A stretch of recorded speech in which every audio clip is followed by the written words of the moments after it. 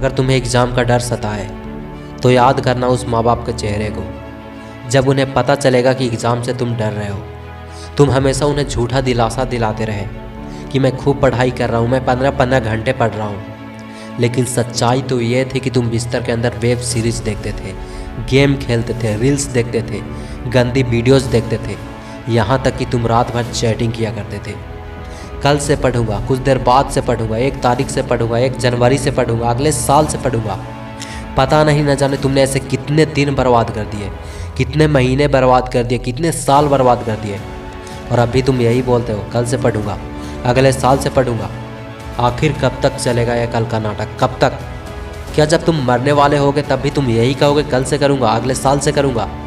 अरे आज तक तुझे मिला क्या है सब करके? ना कभी कल आया था और ना कभी आया है और ना कभी आएगा।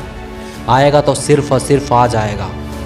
जब तेरे माँ बाप को पता चलेगा कि मेरा बेटा एग्ज़ाम में फ़ेल हो गया, तब सोचो उनके ऊपर क्या बीतेगी। वो सोचेंगे क्या इसी दिन के लिए मैंने इतना सेक्रीफाइस किया। कपड़े नहीं थे, मैंने कपड़े नहीं खरीदे। तेरी माँ की नई साड़ी नहीं थी, उसने भी तेरी खातिर साड़ी नहीं खरीदी। वो अपने सपने को मारते गए तुम्हारे सपने पूरे करने के लिए, ताकि मेरा बेटा पढ़ लिख कर एक बड़ा इंसान बन सके, इस परिवार को गरीबी से बाहर निकाल सके, हमारा बेटा हमारा नाम रोशन कर सके। लेकिन यहाँ तो कुछ और ही चल रहा है। बेटा एग्ज़ाम में जाने से डर रहा है। क्यों भाई? ऐसी क्या इमरजेंसी थी जो तुम नहीं पढ़ पाए? ऐसी क्या वजह थी जो तुम नहीं पढ़ पाए? तुम्हारे पास टाइम था, तुम्हारे पास किताबें थी, तुम्हारे पास फैसिलिटीज़ थी, तुम्हारे पास वो सब कुछ था जो एक स्टूडेंट के पास होना चाहिए। लेकिन इसके बावजूद भी तूने पढ़ाई नहीं करी। तुमने अपना सारा टाइम मार दिया उस एक इंसान के चक्कर में जिसे तेरे होने या ना होने से कोई फ़र्क नहीं पड़ता। लेकिन थैंक गॉड कि अभी एग्ज़ाम के कुछ महीने और बचे हैं। थैंक गॉड कि अभी तुम्हारे पास टाइम है अपने लक्ष्य को हासिल करने का। तुम्हारे पास टाइम है अपने सपने को पूरा करने का। तुम्हारे पास टाइम है माँ बाप के सपने को पूरा करने का। तुम्हारे पास अब भी टाइम है ज़िंदगी में कुछ बड़ा करने का। तुम्हारे पास अब भी टाइम है अपने पेरेंट्स को प्राउड फील कराने का। इसलिए जो हो गया उसे सोचकर अब समय बर्बाद करने से कोई फ़ायदा नहीं। जो हो गया सो हो गया, लेकिन अब नहीं। लेकिन अब ये गलती दोबारा मत करना, क्योंकि गलती करना कोई बुरा नहीं है, लेकिन बार बार एक ही गलती करना बुरा है। इसलिए आज से और अभी से लग जाओ अपनी ज़िंदगी को बेहतर बनाने में। और रही बात एग्ज़ाम की, तो अगर तुमने ठान ही लिया है कि मुझे इस बार सिलेक्शन होना ही है, तो एक एग्ज़ाम तो क्या, तुम ऐसे 100 एग्ज़ाम को भी आसानी से क्रैक कर सकते हो। You will be unstoppable. अभी समय है दिखाने का कि तुम क्या कर सकते हो, तुम क्या बन सकते हो। अगर तुम रोज़ 7 से 8 घंटे भी पूरी फोकस के साथ, फुल कॉन्सेंट्रेशन के साथ, फुल कंसिस्टेंसी के साथ पढ़ते हो, बिना किसी डिस्ट्रैक्शन के, बिना कोई अपने आसपास मोबाइल रखे, और ये नहीं कि आज 10 घंटा पढ़ लिया और फिर 2-4 दिन गायब हो गए, नहीं, ऐसा नहीं करना है। फुल कंसिस्टेंसी के साथ पढ़ना है।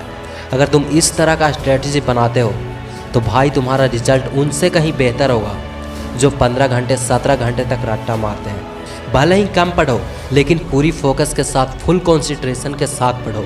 जितने भी डिस्ट्रैक्ट करने वाली चीज़ें हैं उसे वहाँ से किसी दूसरे कमरे में शिफ्ट कर दो। अपने आसपास ज़्यादा गंदा मत रखो, ज़्यादा किताबें मत रखो, और सबसे ज़रूरी बात, अपने जगह को साफ़ सुथरा और अपने आप को पूरी तरह से स्वस्थ रखो।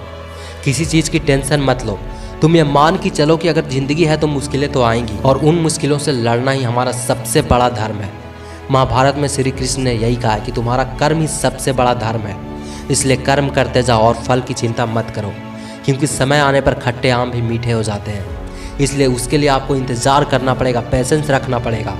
एक दिन आपका मेहनत, आपका संघर्ष आपको उस मुकाम पर ज़रूर लेके जाएगा जहाँ जाने के लिए आप वर्षों से इंतज़ार कर रहे हैं। इसलिए खुद पर भरोसा रखिए, अपने काम पर भरोसा रखिए, अपने ईश्वर पर भरोसा रखिए, क्योंकि वो कहते हैं ना कि जहाँ दावा काम नहीं आती वहाँ दुआ काम आती है। तो इसलिए अपने ईश्वर पर भरोसा ज़रूर रखिए। ऊपर वाला आपको जब भी देगा तो बेहतर नहीं, बेहतरीन देगा। इसलिए ज़िंदगी में कभी हार मत मानो, डर कर मत बैठो, मुश्किलों का डर कर नहीं, डट कर सामना करो। All the best my all YouTube family. जय हिंद।